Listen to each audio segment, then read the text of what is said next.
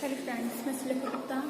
आज हम पढ़ रहे हैं बीएससी सेकेंड ईयर की प्रश्नावली का चैप्टर। इससे पिछली वीडियो जो हमारी थी उसमें हमने देखा था कि प्रश्नावली क्या होती है, प्रश्नावली के कितने प्रकार होते हैं, प्रश्नावली का आकार कैसा होता है, किस प्रकार से लिखी जा सकती है, प्रश्नावली लिखते समय एवं प्रश्नावली सूचनादाताओं को भेजने समय क्या क्या सावधानियां रखनी चाहिए। और आज हम देख रहे हैं प्रश्नावलियों के क्या दोष हो सकते हैं, क्या गुण हो सकते हैं, प्रश्नावली में क्या विश्वसनीयता है या नहीं, ये हम देखेंगे हम अपनी आज की वीडियो में। तो इसमें सबसे पहले आता है प्रश्नावली की विश्वसनीयता एवं प्रामाणिकता।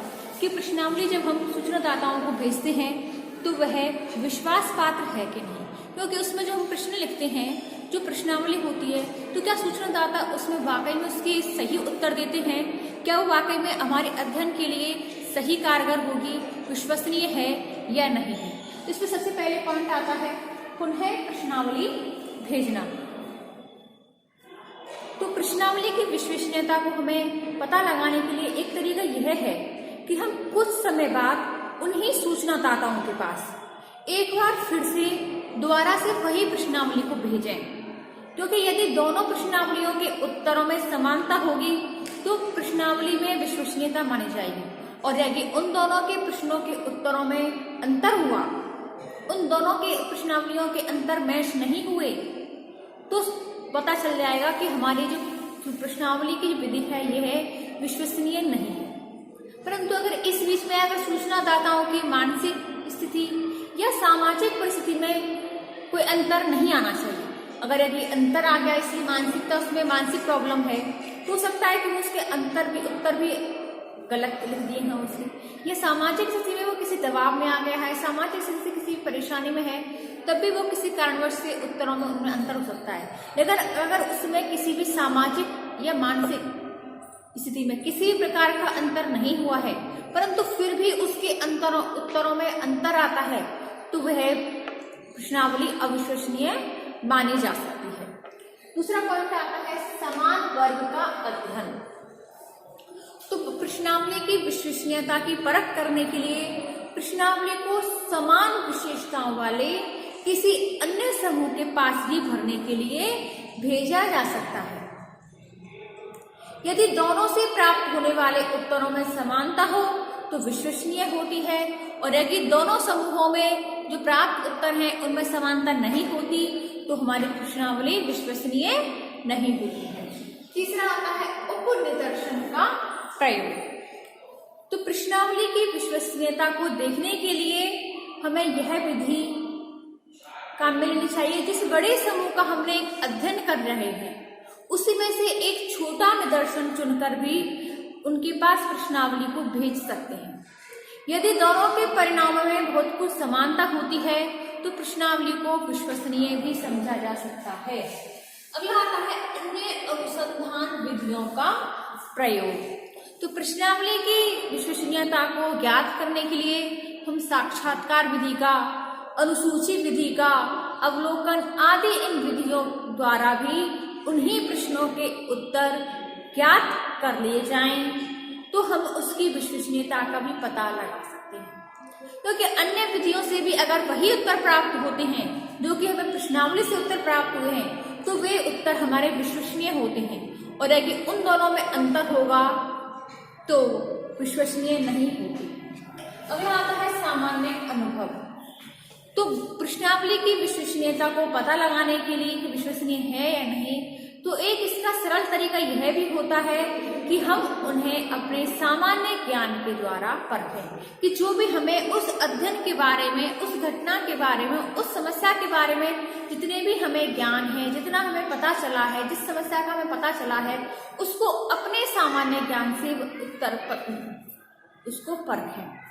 यदि उत्तर सामान्य एवं प्रचलित ज्ञान के विपरीत हैं, कि जो हमें पता है उससे अगर बिल्कुल विपरीत आ रहे हैं उत्तर, तो वो विश्वास करने योग्य नहीं है। और यदि हमें जिससे पता चला है या हमें इस चीज का इतना ज्ञान है उससे ही मिलते जुलते हैं, तो वे उत्तर हमारे विश्वसनीय हो सकते हैं। अब ये है हमारी विश्वसनीयता की जांच। अब इसके आगे हम देखते हैं कि प्रश्नावली विधि के गुण एवं महत्व। कि प्रश्नावली विधि के क्या गुण हो सकते हैं एवं क्या महत्व हो सकते हैं, कि हर चीज की अपनी अपनी कुछ विशेषताएं होती हैं, हर चीज का अपना अपना कुछ महत्व है। तो प्रश्नावली जो विधि है इसके क्या गुण हो सकते हैं, इसका प्रश्नावली विधि में, अनुसंधान विधि में क्या महत्व होता है।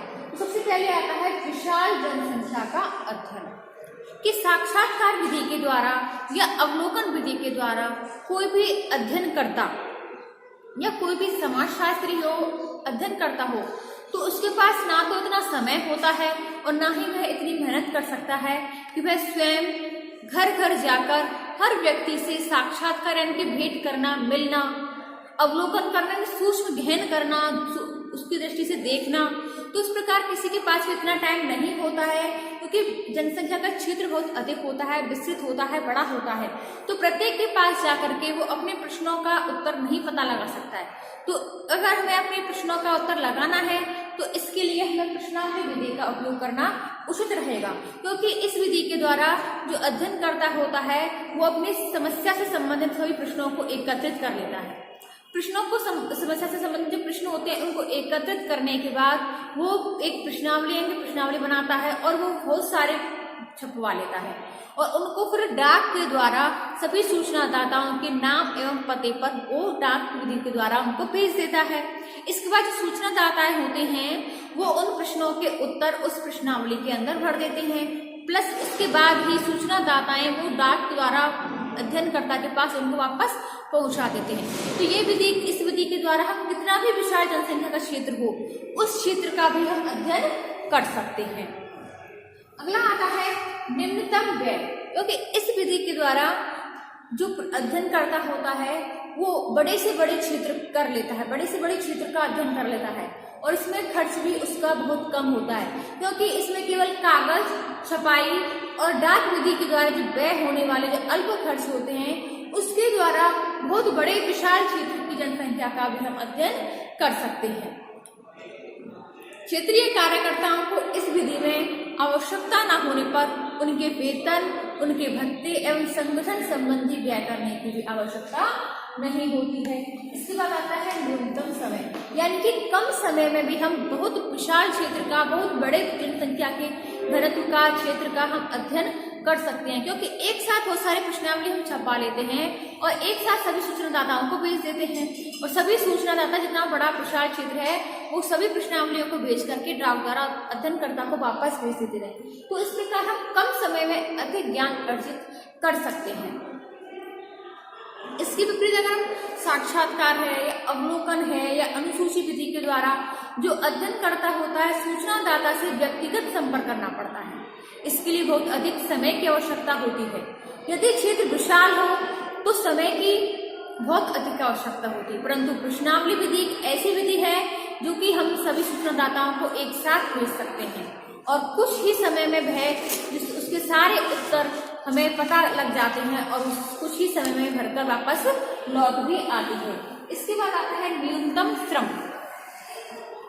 तो प्रश्नावली के द्वारा अध्ययन करने के लिए हमें अधिक अध्ययनकर्ताओं की आवश्यकताएं नहीं होती।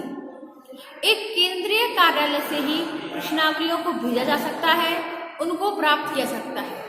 उनके वर्गीकरण, सारणीयन, निर्वचन, निष्कर्ष एवं प्रतिवेदन तैयार करने के लिए भी अधिक लोगों की आवश्यकता नहीं हो सकती है।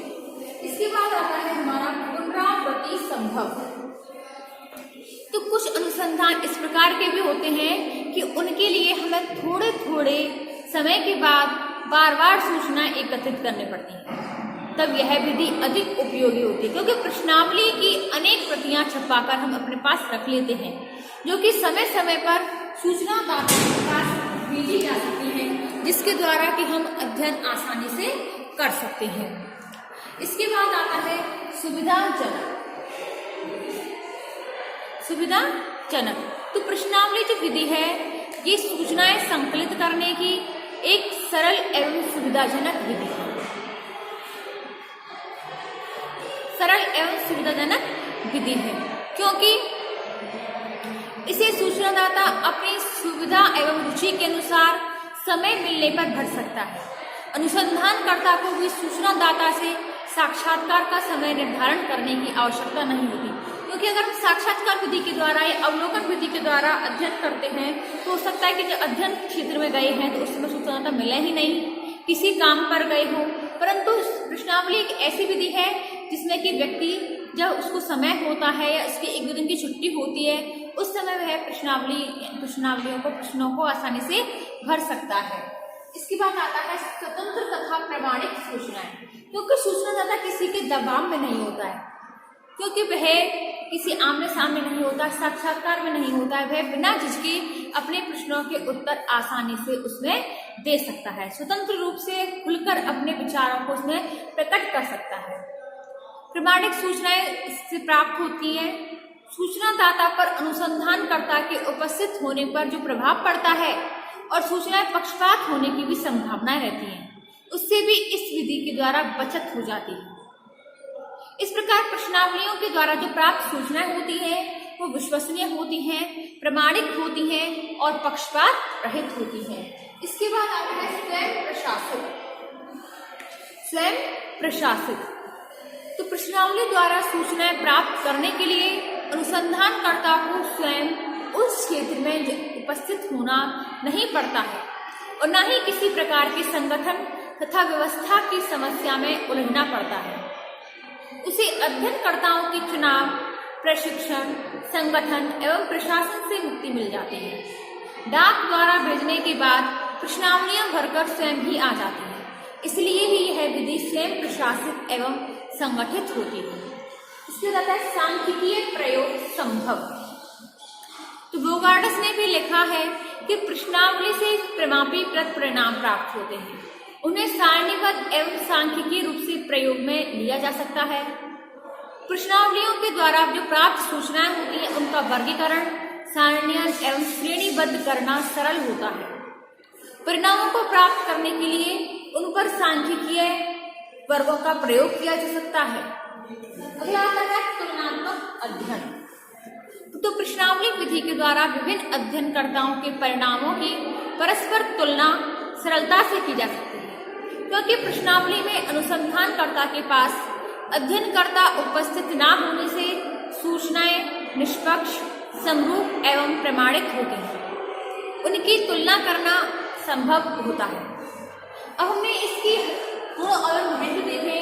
अब हम प्रश्नावली विधि के दोष एवं सीमाएं देखेंगे, क्योंकि हर चीज के दो पहलू होते हैं, हर चीज के गुण होते हैं तो दोष भी होते हैं। तो प्रश्नावली विधि के हमने गुण देखे, अब हम देखेंगे कि दोष, कि प्रश्नावली विधि के दोष क्या क्या हो सकते हैं। सबसे पहले आता है अशिक्षकों के लिए अनुपयोग, क्योंकि जो प्रश्नावली विधि होती है इसमें प्रश्न लिखे हुए होते हैं जिसको पढ़कर सूचनादाता उत्तर देता है। तो साक्षात्कार अवलोकन की विधि के द्वारा जो सूचना अध्ययनकर्ता होता है वो प्रश्नों को बोलता है, तो सूचनादाता अपने अनुसार उन विचारों को प्रकट करता है और अध्ययनकर्ता उनको लिख लेता है। परंतु प्रश्नावली के द्वारा उसे प्रश्न पहले से ही लिखे हुए होते हैं और सूचनादाताओं के द्वारा उसमें उत्तर लिखने होते हैं। लेकिन अगर सूचनादाता अशिक्षित है, पढ़ा लिखा नहीं है, तो वह कैसे प्रश्नावली के अंतर्गत जो उसने प्रश्न लिखे हैं तो कैसे उनको समझ पाएगा और उसके उत्तर कैसे लिख पाएगा। तो ऐसी स्थिति में प्रश्नावली अशिक्षितों के लिए उपयुक्त नहीं है, ये केवल शिक्षितों के लिए ही इसका प्रयोग किया जा सकता है। इसके बाद आता है प्रत्युत्तर की समस्या। तो प्रश्नावलियां बहुत कम संख्या में लौट करके आती हैं या सूचनादाता उन्हें भरकर लौटाने के लिए तत्परता नहीं बरतते हैं। इसका कारण यह होता है कि जो अधिकांश सूचनादाता होते हैं वो लापरवाह होते हैं, अनिच्छुक होते हैं, आलसी होते हैं, कुछ सर्वेक्षण के उद्देश्य को समझ ही नहीं पाते हैं, उनके पास समय का अभाव होता है और प्रश्नों का उत्तर देना वे नहीं जानते हैं, ये व्यक्तिगत तथ्यों को स्वयं लिखना नहीं चाहते। ऐसी स्थिति में बहुत कम प्रश्नावलियां ही ऐसी होती हैं जो कि उन्हें भरकर लौटकर आती हैं। इसके बाद है अपूर्ण सूचनाएं।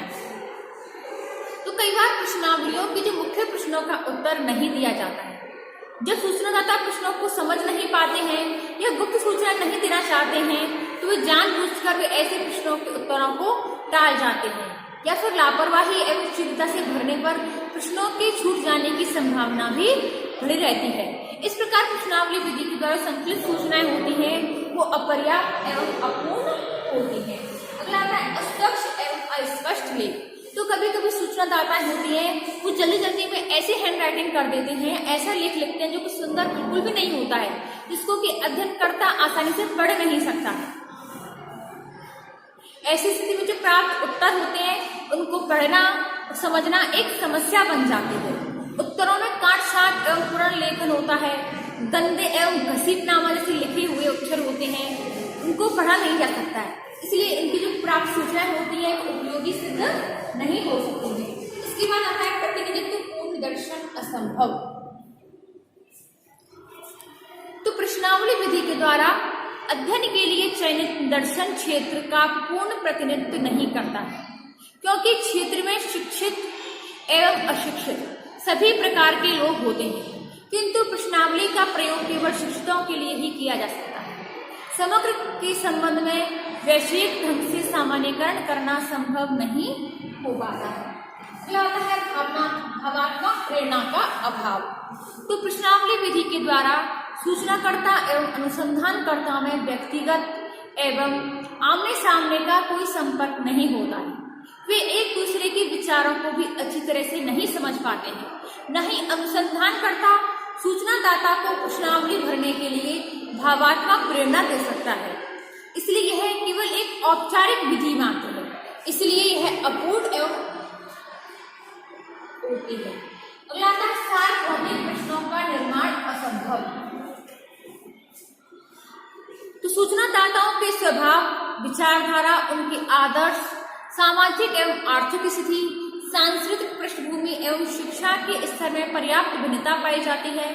ऐसी प्रश्नावली का निर्माण करना कठिन होता है जो सभी लोगों के लिए सार्थक एवं व्यवहारिक हो, जिसे समान रूप से सभी लागू की जा सके। लाता है गहन अध्ययन असंभव। तो प्रश्नावली विधि द्वारा विषय का गहन अध्ययन नहीं किया जा सकता है, क्योंकि एक तो समय का अभाव होता है और दूसरा अनुसंधानकर्ता की अनुपस्थिति होने के कारण खोद कर सूचनाएं नहीं पूछी जा सकती हैं, न ही भावात्मक प्रेरणाएं दी जा सकती हैं। इसलिए केवल इसके द्वारा केवल मोटी मोटी बातें एकत्रित की जा सकती हैं, गहन अध्ययन करना संभव नहीं है। अगला आता है विश्वसनीयता का अभाव। तो प्रश्नावली के द्वारा जो प्राप्त सूचनाएं होती है ये पूर्णतः विश्वसनीय नहीं मानी जा सकती है, क्योंकि अनुसंधानकर्ता की अनुपस्थिति के कारण कई बार सूचनादाता प्रश्नों को समझ ही नहीं पाते हैं, उनका गलत अर्थ लगाते हैं। ऐसी स्थिति में प्राप्त उत्तर प्रामाणिक एवं विश्वसनीय नहीं कहे जा सकते हैं। अगला आता है उत्तर लिखने में अनुसंधानकर्ता की सहायता का अभाव। तो प्रश्नावली विधि में सूचनादाता कई बार कुछ प्रश्नों को समझने में असमर्थ रहता है, जिसे समझाने के लिए वहां कोई अनुसंधानकर्ता तो होता नहीं है। ऐसी स्थिति में वह उन प्रश्नों के उत्तर या तो छोड़ देते हैं या फिर गलत लिख देते हैं। तो इसी प्रकार हर चीज की दो सीमाएं होती हैं, कुछ दोष भी होते हैं, तो प्रश्नावली के ये दोष होते हैं। तो फ्रेंड्स, आज हमारा ये चैप्टर फिनिश हुआ। आज की जो हमारी वीडियो थी कि प्रश्नावली में क्या विश्वसनीयता है या विश्वसनीयता नहीं है, प्रश्नावली के कौन कौन से गुण हो सकते हैं और प्रश्नावली के कौन कौन से दोष हो सकते हैं। तो आज की वीडियो हमारी यहीं समाप्त होती है। इससे अगली वीडियो देखेंगे हम अपनी नई वीडियो में। धन्यवाद।